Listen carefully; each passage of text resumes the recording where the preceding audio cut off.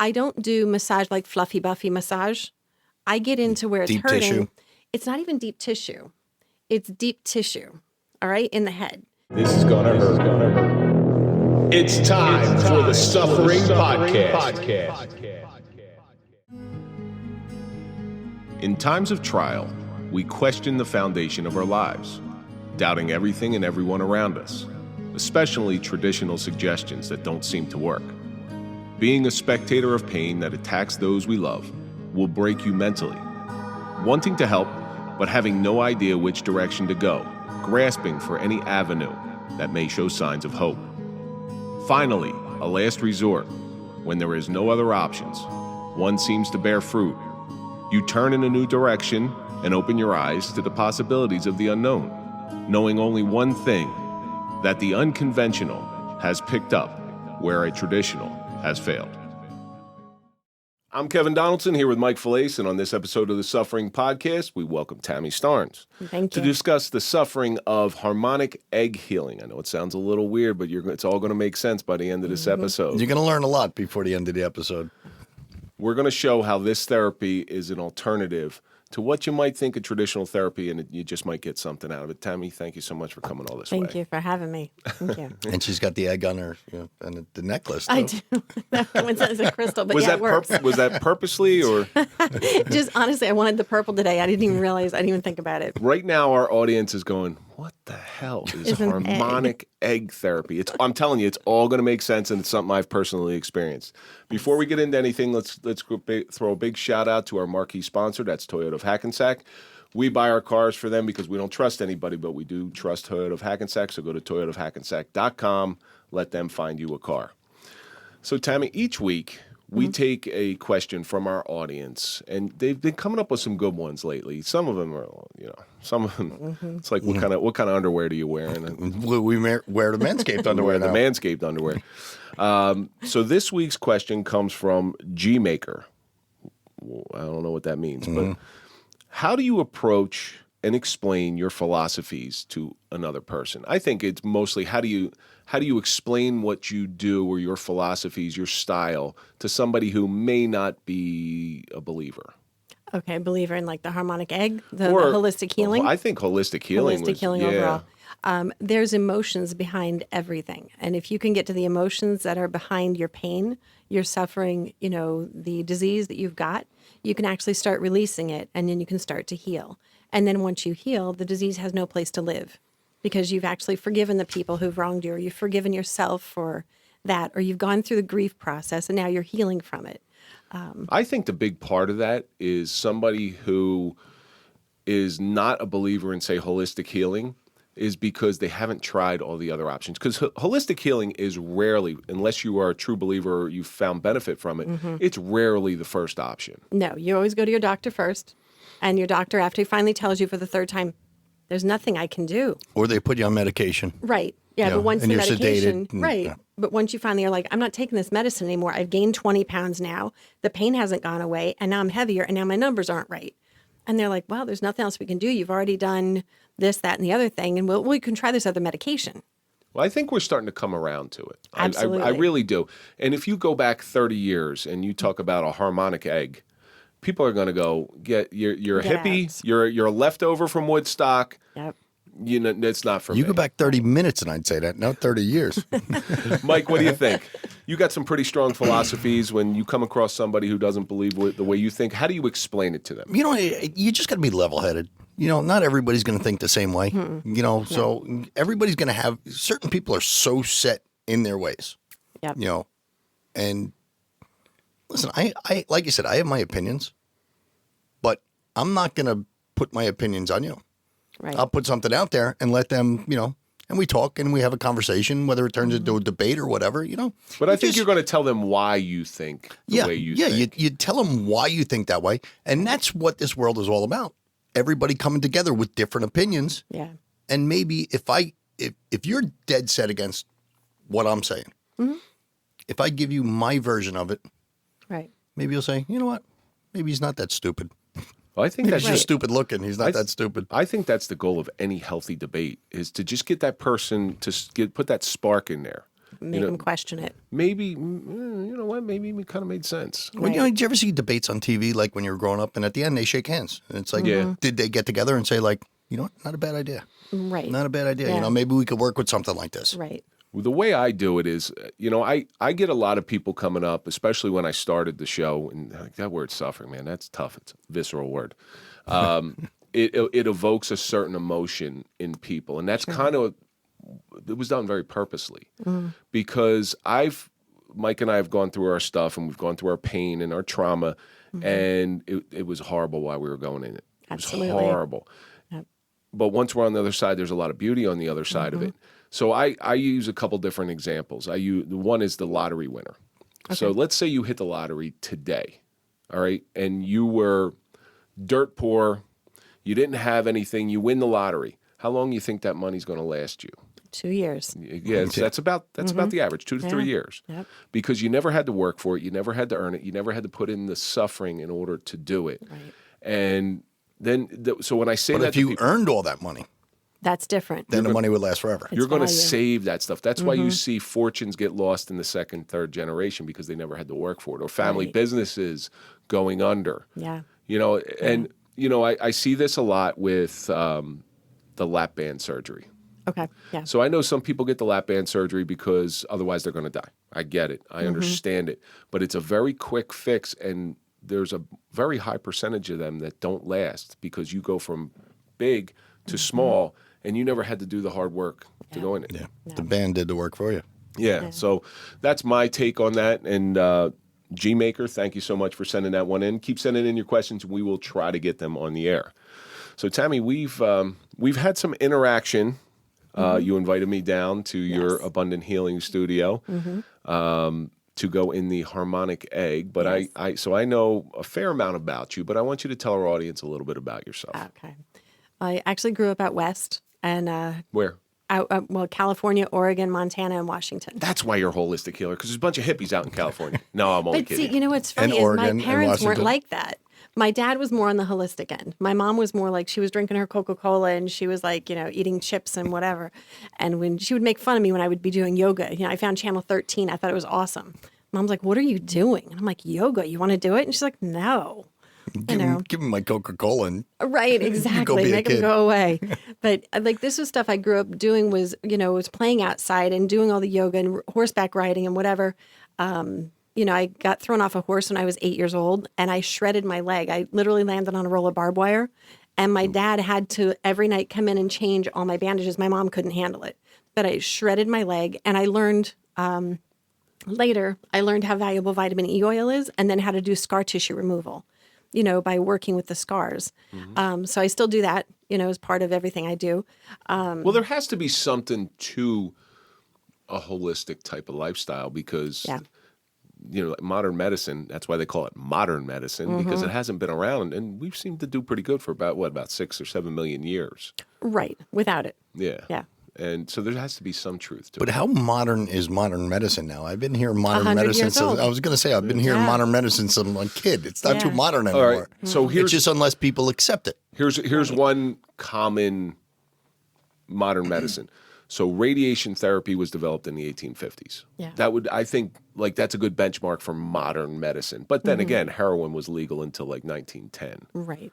You know, Yeah. Coca-Cola had cocaine in it. And Sigmund Freud was a big cocaine, you know, so Yeah. But they were different drugs back then than they are now. Now it's probably- all synthetic. probably better. Correct. Yeah. Because it was more natural to the actual original herbs and the original. And they didn't have fentanyl back then. Correct. Humans seem to screw up everything. So, Exactly. So what brought you to out east? I became a nanny when I was 18, so I hit the East Coast. And in my travels here, the 6 months into the job, the woman died that I worked for. It was a tragic accident.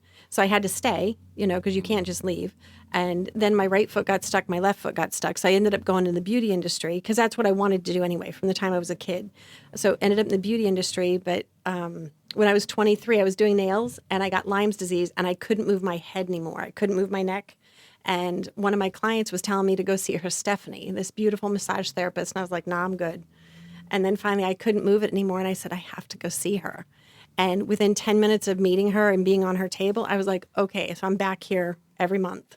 And I was with her for 5 years, but she got me into therapy. She got me into a pranayama breathing. She got me into different seaweed, eating different herbs and, different things. And so that's what really got me into the massage aspect of it. And then when I was 28, I ended up signing up for massage school. Then halfway through massage school, I got hit by a car as a pedestrian. So that's where my suffering comes in. I don't recommend it. No, it looks. I've seen people get hit by cars. It looks like it really hurts. It sucks. Yeah. Yeah, I'll give it that. What was worse, getting thrown over the horse or getting hit by a car? Getting hit by the car. The horse, I didn't remember. All I knew was the horse was going up, and then he was all across the field. I had no memory. But this guy, I saw the headlights, and I knew to relax over his car because I knew if I fought it, I was going under. And that's not a good sensation. You had the wherewithal to relax? Yeah. You know what? You think so fast when it's happening because I just saw the headlights and I just knew, and I'm like, relax. Time slows down? Yeah, time slowed down, and I hit my head, hit my chin on his hood, and then I went over his car and whatever. And when I landed, I jumped back up again because you go into fight or flight. I didn't want to get hit by another car. So I jumped up, and then I realized the guy who hit me is my pizzeria guy. He's cooked me for 8 years. And he was delivering pizza to your house. Didn't you used to deliver pizzas? Yes, I did. Were you driving that night? Listen, if relaxing before you get hit by a car means shit in your pants, I'd relax like crazy too because I'd be shitting my pants. I did not do that, thank God. But yeah, I ended up in the hospital that night. My EMT person was amazing. We're still friends. Was he your pizza delivery guy too? No. Well, No, this was a female. How old were you when you got hit by the car? 29. You were 20. So you were Established. a kid getting hit by a car and an adult, I'm talking 25 plus, getting hit by two different things. Kids are made out of rubber. Yes. Yeah. At 29, it actually, it still wasn't good. I have 3 vertebrae that touch my spinal column in my neck. So I do have to be careful. I'm not recommended going on roller coasters. I definitely am stunt doubling. That's totally off the table too. So no stunt double career. But yeah, I mean, there's quite a few things that I just kind of don't do. Painting ceilings is definitely not a positive. So And to this day, you're still feeling the effects of that. absolutely. Yeah. Yep. So, I understand in our shootings, time just stopped. Time just slowed down. Absolutely. It's the human body is really an amazing thing because it does that purposely. So you have Shuts down certain senses and heightens other senses. knocks you out when the pain becomes too great, which is even better because I've done that. Yeah.